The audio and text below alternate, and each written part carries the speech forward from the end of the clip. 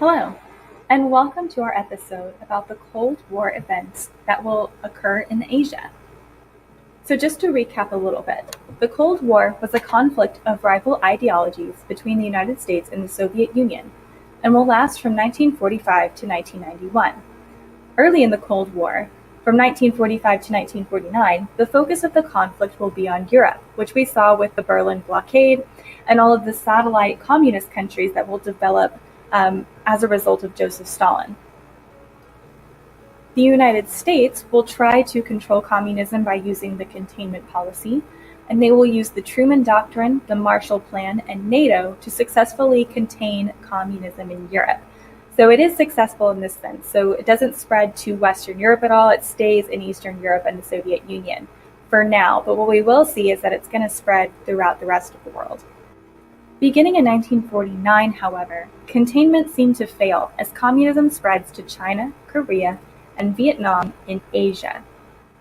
Before we get too far into that, let's think back to what Asia was like before communism entered. During the 1800s, Europeans used imperialism to control Africa and Asia. Britain used the Opium Wars to claim trade rights in China, specifically. And by 1900, China was weak and divided into spheres of influence. So the Chinese government had no power and control anymore. Everything they did was determined through European countries. A group of reformers called nationalists will call for changes in China. In 1912, a man named Sun Yat-sen ended the Chinese dynastic system. So you know the dynasty song we've sung several times this year. All of those dynasties, they now come to an end, and they will create a democracy called the Republic of China. But much like with China's history in the 1800s, the new government did not modernize China, and it will lead to an era of chaos.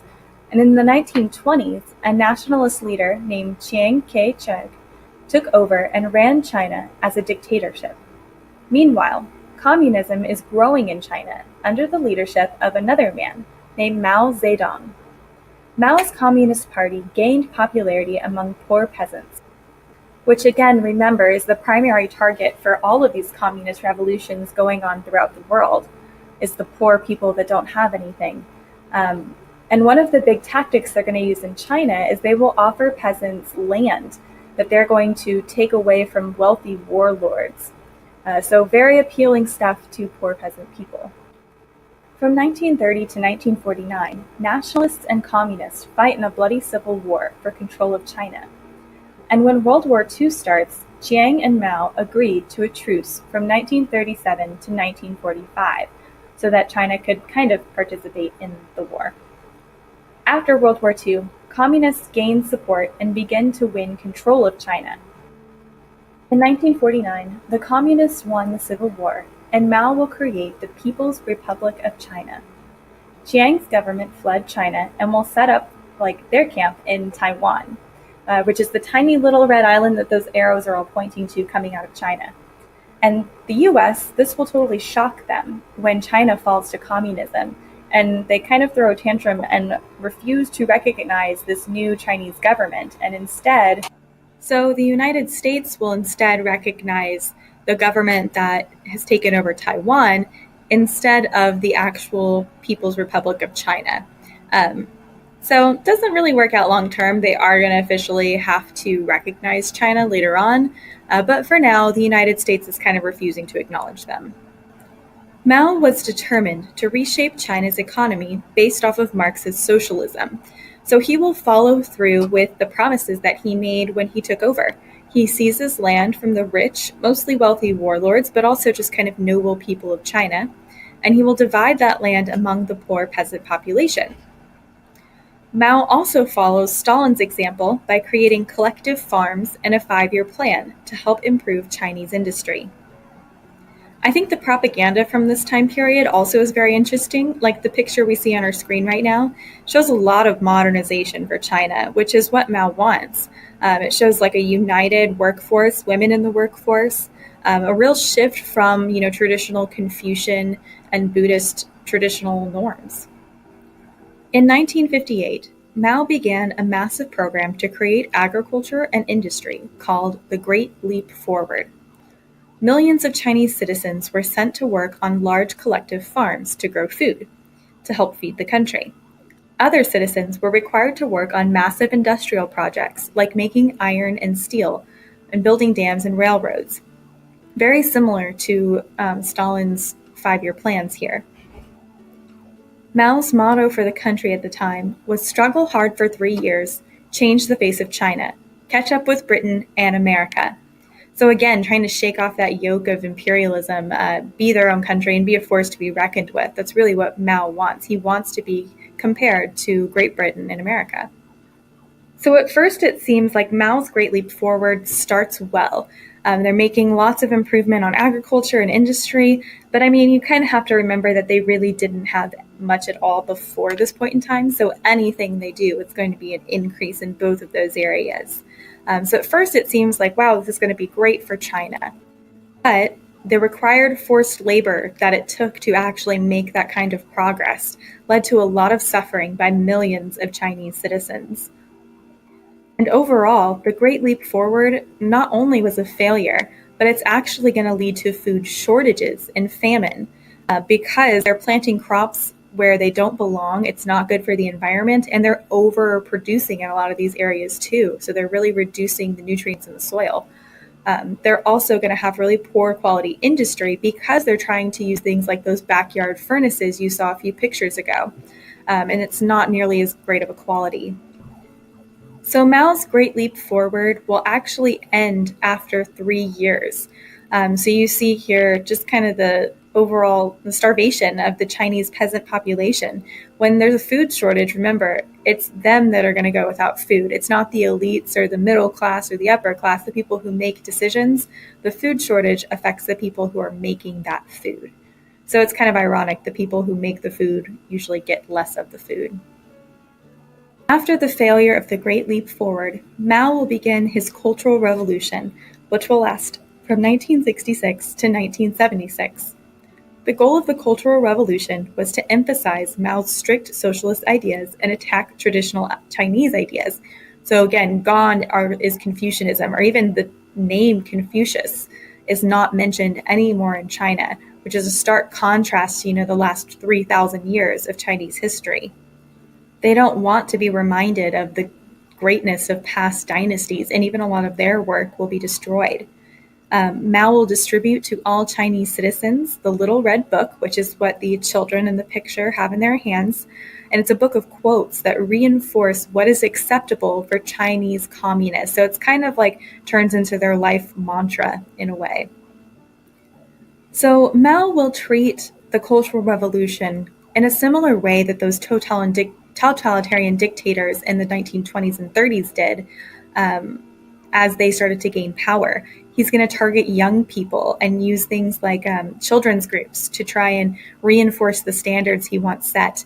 And many of these youth will then join his Red Guard, which is a group that is charged with protecting the culture of the revolution. And the Red Guard's duty is really to get rid of any kind of past symbolism of ancient China or cultural China. They're getting rid of schools and universities. They're burning books. They're killing people who oppose Mao's ideas.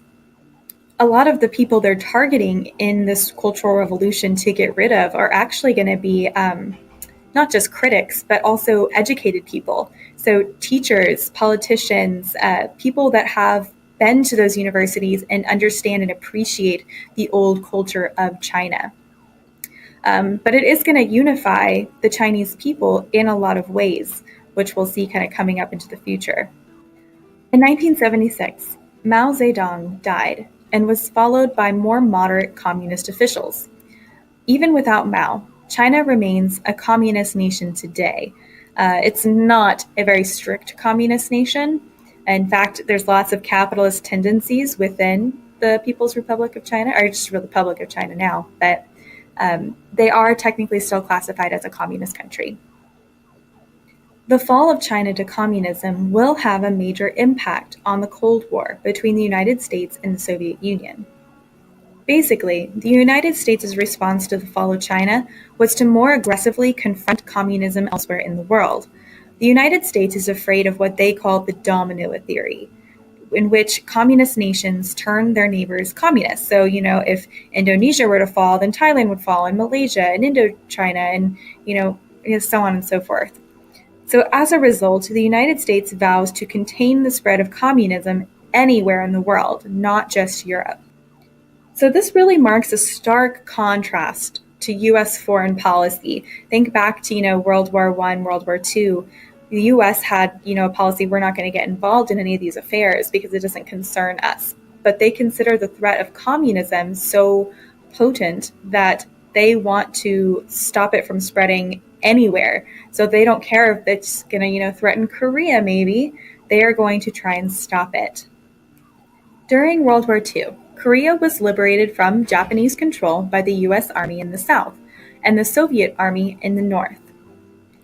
After World War II, Korea was divided along the 38th parallel, which is literally just, the line on the map, with the communist government in North Korea and a democracy in South Korea, which makes a lot of sense because the people who helped free them were those two different nations. And they had agreed that they would live separately as two separate, North and South Korea. But in 1950, North Korea, using Soviet-supplied weapons, crossed the 38th parallel and attacked South Korea, trying to make one large communist Korea. When South Korea appealed to the United Nations, the U.S. will send troops to Korea to try and contain communism. But the United States are going to push a little bit too close to China, or at least too close for China's comfort. And the Chinese will send the Chinese army into the war, which is going to help out North Korea. So you've got this constantly changing battle line of, who is winning more territory. And it proves to be a very costly war for the United States.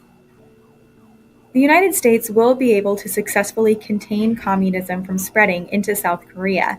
And this is a huge statement for the United States because it shows that they are willing to actually fight anywhere in the world to contain communism, not just in their, allies' Europe territory.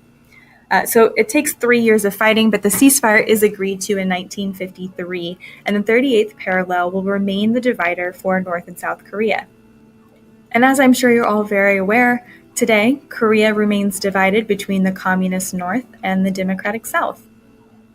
So the fighting in Korea convinces many nations not to choose a side during the Cold War.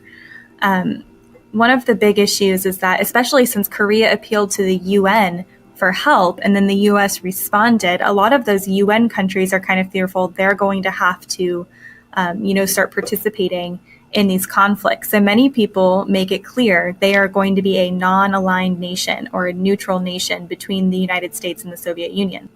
So looking at the map here, the yellow nations are the neutral nations, the green are the capitalist or anti-communist, and then the purple are the communist countries.